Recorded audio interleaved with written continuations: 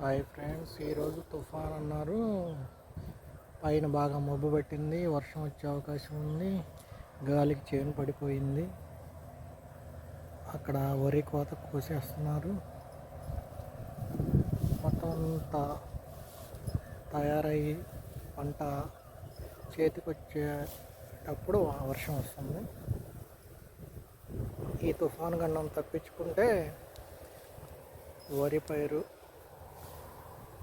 వల్ల నష్టం అనేది జరగదు. ఆల్రెడీ పడిపోయింది. వర్షం వస్తే ఇది ఎందుకో పనికిరాదు.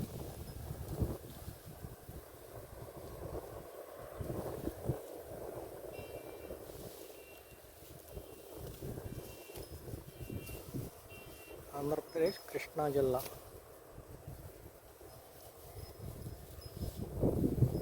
జనన మండలం.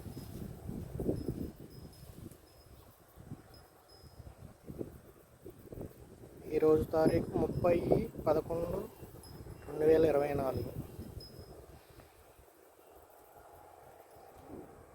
ఉదయం కొంచెం వర్షం వచ్చింది, లైట్గా తుపర.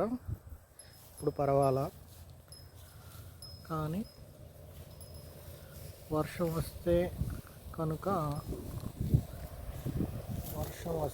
కనుక మొత్తం అంతా పంట సగం పైగా నష్టపోవాల్సింది రైతు.